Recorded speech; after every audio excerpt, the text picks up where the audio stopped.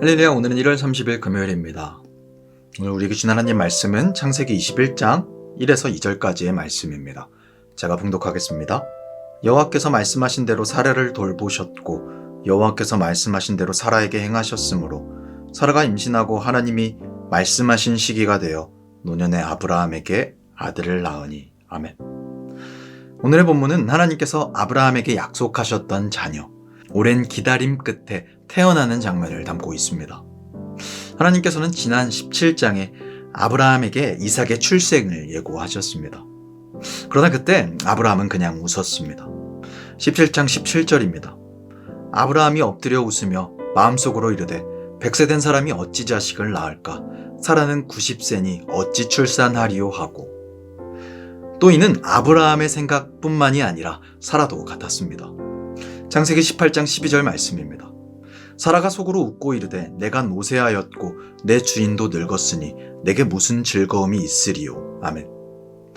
이삭이 태어날 것이라는 하나님의 말씀에 아브라함과 사라의 반응은 웃음뿐이었습니다. 약속에 대한 기대와 환희보다는 내가 이 나이에? 하는 비웃음에 가까웠죠. 그런데 하나님께서는 오늘 그들의 비웃음을 진짜 웃음으로 바꿔주십니다. 6절의 말씀입니다. 사라가 이르되 하나님이 나를 웃게 하시니 듣는 자가 다 나와 함께 웃으리로다. 아멘. 웃음이라는 뜻의 이삭의 이름과 같이 이삭의 탄생은 모두를 웃게 하는 하나님의 사건이었습니다. 그러나 이 웃음에도 소외된 사람들이 있었으니 그들은 여종 하갈과 그의 아들 이스마엘이었습니다. 이삭이 태어나기 전부터 아브라함에게는 이스마엘이라는 아들이 있었습니다.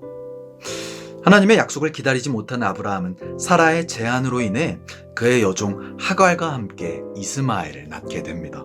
아브라함이 이스마엘을 86세에 낳고 99세가 될 때까지 하나님을 찾지 않았던 것으로 볼 때 아브라함과 사라는 이스마엘을 약속의 자손으로 생각했던 것 같습니다. 그러나 사라에게서 이삭이 태어나자 모든 것이 한순간에 바뀌어버립니다. 본래 약속의 자녀로 여겨졌던 이스마엘은 불필요한 존재로 여겨졌고 그 자리를 새로 태어난 이삭이 차지했기 때문입니다. 그리고 하필 얼마 지나지 않아 사라가 한 장면을 보게 되는데 그 장면은 하갈의 아들 이스마엘이 이삭을 괴롭히는 장면이었습니다. 이에 사라는 아브라함을 찾아가 외칩니다. 당장 그 여종과 그의 아들을 내쫓으라고.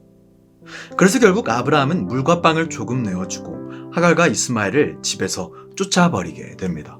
그리고 받은 물이 다 떨어지자 하갈은 신세를 한탄하며 소리 높여 울게 됩니다.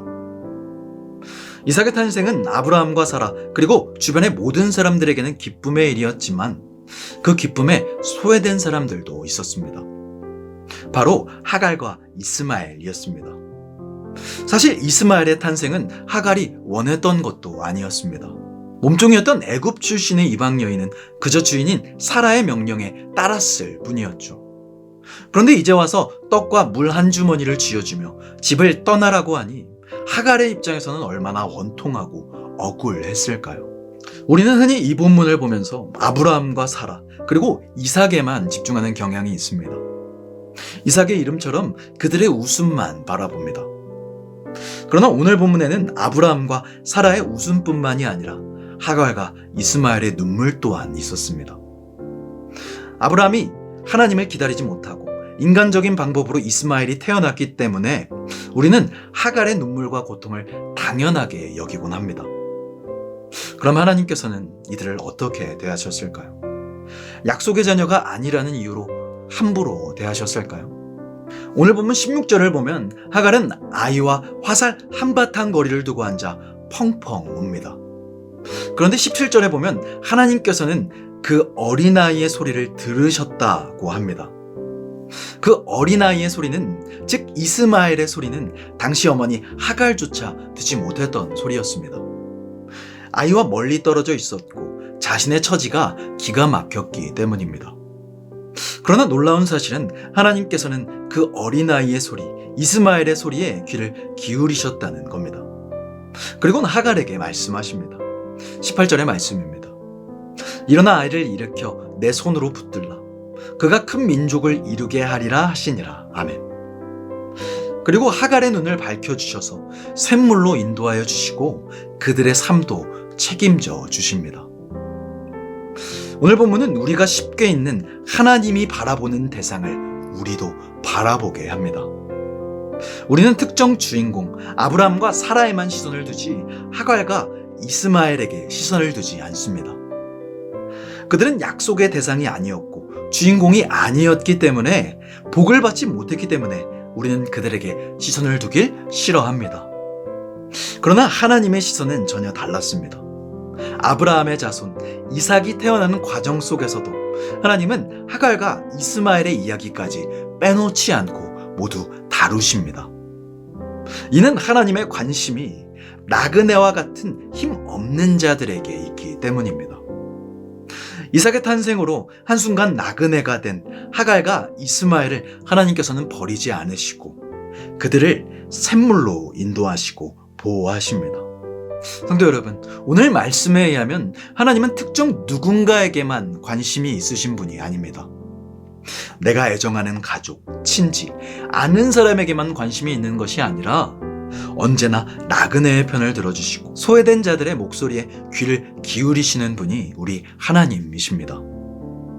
혹여나 이삭이 태어났을 때와 같은 기쁨의 순간이 우리에게 찾아오실 때가 있다면 우리가 유심히 봐야 할 것은 나의 기쁨이 아니라 하갈과 이스마엘과 같은 사람들입니다.